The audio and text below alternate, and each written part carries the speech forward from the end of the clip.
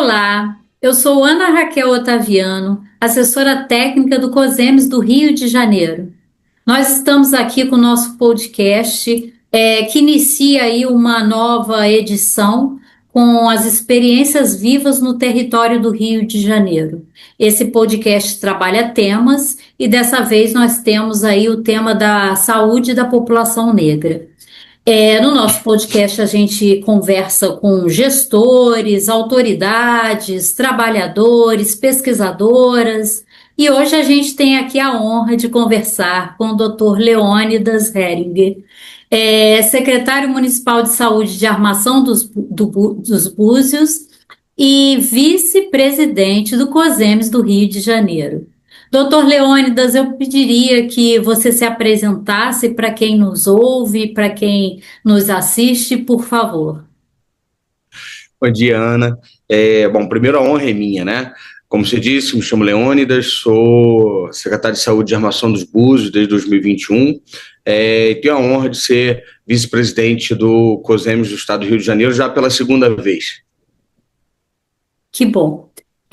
Doutor Leônidas, nesse podcast a gente traz aí a pauta da Política Nacional de Saúde da População Negra, instituída numa portaria, né, em 2009. Essa política, ela vem aí, a gente vem tentando ser alavancada por diferentes frentes. A gente sabe também que o seu município é um dos que executa ações voltadas para a população negra, né, no trabalho, por exemplo, com uma comunidade quilombola. E do seu lugar de gestor, a gente queria que você pudesse falar um pouco de como você vê a importância da implementação de ações voltadas para a população negra do ponto de vista de uma gestão municipal.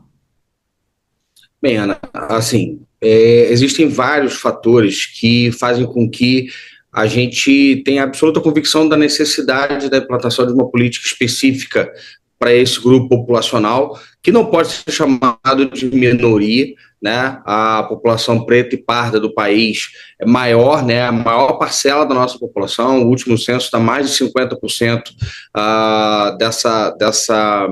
desse nicho populacional.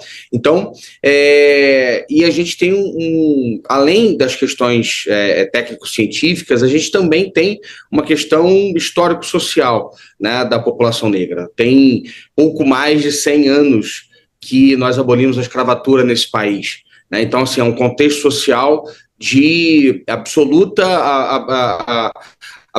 necessidade de enfrentamento, né? Do ponto de vista médico, clínico, a gente ainda tem também doenças relacionadas diretamente a essa população, ou melhor, que tem maior incidência nessa população, como as doenças cardiovasculares, por exemplo, doenças falciformes, que precisa ser olhada com um olhar diferenciado para essa população, né? E do ponto de vista social, é muito importante lembrar que, normalmente, a maior dificuldade de acesso à saúde se encontra nessa população, porque, em regra, é uma população que tem maior dificuldade de acesso à educação, maior nível de vulnerabilidade social, o acesso a áreas com saneamento básico e infraestrutura pública é menor. Então, tudo isso faz com que a gente tenha que efetivamente exercer um princípio do SUS, que é o princípio da equidade, né?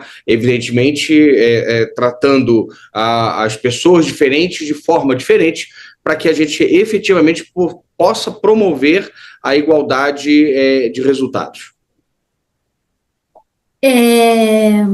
Até pegando um pouco de carona aí na sua resposta sobre a equidade,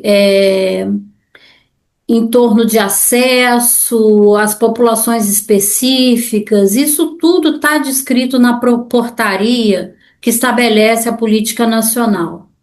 No entanto, essa portaria, ela não traz de forma direta a questão de financiamento específico para esta política. E aí a gente tem diferentes debates, ainda que acho que com a necessidade de avançarem, até porque alguns levantam a questão do financiamento transversal, de uma política, por exemplo, a política da Rede Aline, a portaria já no início fala do combate a iniquidades raciais. E é uma política financiada. Então, teoricamente, seria uma política onde há um financiamento e onde diz respeito à questão da população negra. Porém, no cotidiano, não necessariamente a implementação de uma política sem financiamento direto ocorre de forma tão simples, talvez, né? Tão viável.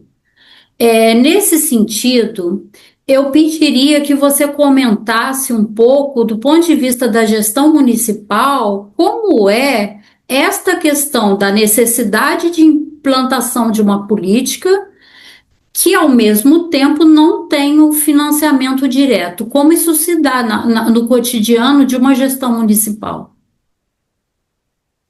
Ana, você toca num ponto central das discussões mais importantes, de uma das discussões mais importantes que a gente vem travando na gestão do sistema de saúde do país. Primeiro é importante destacar que a portaria, sem sombra de dúvida, foi um grande avanço, né? Você citou a Rede Aline, por exemplo, e a gente ainda tem estudos que dizem que há uma analgesia diferenciada quando a mulher que entra em trabalho de parto é uma mulher negra, o que é um absoluto absurdo do ponto de vista científico, mas que infelizmente ainda é uma realidade no nosso país. Então, é fundamental que todos nós que estamos no sistema de saúde lutemos contra isso, lutemos de fato para um acesso sem qualquer tipo de discriminação racial ou de qualquer outro tipo. Então, assim, primeiramente destacando que, sem dúvida, é um avanço. Por outro lado, o desafio para a implantação das políticas ela se torna ainda mais hercúleo quando ele não vem protegido por um sistema de financiamento próprio específico, né? Já há bastante tempo que a gente vem vendo um aumento da participação nas políticas públicas de saúde por parte dos municípios de maneira especial. Então, a Lei 8.080 ela já trata do financiamento, ele é tripartite, ele tem que ser feito pela União, pelos estados, Distrito Federal e municípios. No entanto, principalmente nos municípios de pequeno porte, Ana, aquele valor de 15%, que seria o mínimo constitucional, fica muito distante da realidade para você conseguir fazer uma saúde minimamente eficiente numa cidade, principalmente, repito, numa cidade pequena. A maior parte dos municípios que conseguem bons resultados estão investindo acima de 30% na rede de saúde do município, o que demonstra uma sensibilidade do gestor maior, né, do prefeito, com as questões de saúde do seu município. Por outro lado, é um bolo que, quando você aumenta a fatia da saúde, você inevitavelmente vai diminuir a fatia do investimento em outras áreas da administração pública. Então, é um grande desafio a gente conseguir fazer com que, principalmente a União, aumente a sua participação nos financiamentos, né, no financiamento direto. É claro que você vai ter o financiamento indireto, transversal, mas ele realmente é insuficiente para a implantação das políticas. E é fundamental também a gente entender que a inflação na saúde ela não é uma inflação como a inflação do mercado. Ela é uma inflação que ela se dá pelas questões econômicas clássicas, né, a questão monetária em si, mas ela também é uma inflação que se dá a partir da incorporação de novas tecnologias, né? Se você pegar um estudo de quantas tomografias eram realizadas nesse país há 20 anos atrás e comparar com o que é feito hoje, a gente vai ver que existe uma diferença absurda. E isso não está computado nos sistemas de pesos e contrapesos de repasses de recursos financeiros, tanto da União para os estados, quanto da União para os municípios. Então, entendo que é fundamental que o próximo passo, um passo de consolidação da implantação da política, seja efetivamente um passo no sentido de garantir o financiamento. Você citou Búzios. Búzios é muito conhecida por ser uma cidade cosmopolita, né? Uma cidade, além de linda, uma cidade esquina do mundo, né? Onde você vai encontrar ali, principalmente na região turística da cidade, pessoas do mundo inteiro. Por outro lado, nós temos, de fato, uma comunidade quilombola tradicional, que é a raiz da cidade. E é uma área pouco conhecida. Então, quando a gente identificou isso no município, a gente sentiu a necessidade, de fato, de fazer uma política específica para essa população. Mas, voltando à questão do financiamento, sem sombra de dúvida que é absolutamente premente que a gente faça um movimento no sentido de garantir o financiamento federal e também estadual, que também é um ponto importante do financiamento e que vem ficando cada vez mais distante da real necessidade de cada município desse país. Sim. Doutor Leônidas, e os financiamentos, ou na falta deles diretamente, é escolha de gestores municipais e das localidades executarem ações tão fundamentais no caso da saúde da população negra. Até nesse sentido, lhe agradeço por ter reservado esse tempo aqui para conversar um pouquinho com a gente e lhe enaltecer. Um gestor municipal que se ocupa de política voltada para a saúde da população negra, né, que se sensibiliza, por exemplo, com os aspectos de analgesia para mulheres negras no parto, a saúde da população quilombola.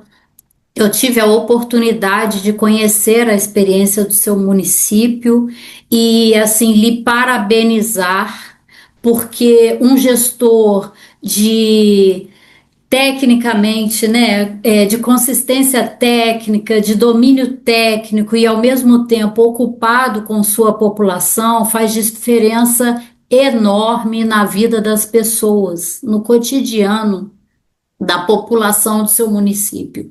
Eu conheci um pouco um pedacinho do trabalho de vocês e assim, lhe parabenizar como gestor. Com certeza o SUS precisa de gestores como você e o SUS resiste e é tão potente por conta de gestores municipais, né, do seu porte, da sua potência. Muitíssimo obrigada. Eu que agradeço a oportunidade. De fato, a gente entende a necessidade dessas políticas e a gente tem que estar sempre sensível a elas. A equipe da Secretaria de Saúde do município de Armação de Búzios é uma equipe muito potente, muito dedicada, que pensa junto, que trabalha, arregaça as mangas, e todos lá estamos à disposição da nossa população. Então, agradeço o espaço, parabenizo pela iniciativa e me coloco sempre à disposição para colaborar. Ok, muito obrigada.